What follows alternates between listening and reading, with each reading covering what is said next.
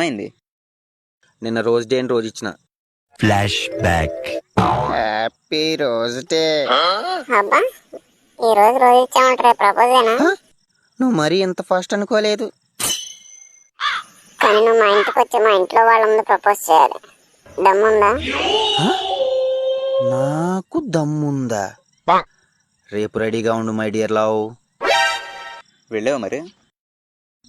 వెళ్ళా, కానీ మా లవ్ వాళ్ళ ఇంట్లో వాళ్ళకి ఇష్టం లేదు. ఆ అమ్మాయికి ఇష్టమేనా? Full support. ఇలా రా. ఏం చేద్దాం మరి ఇప్పుడు?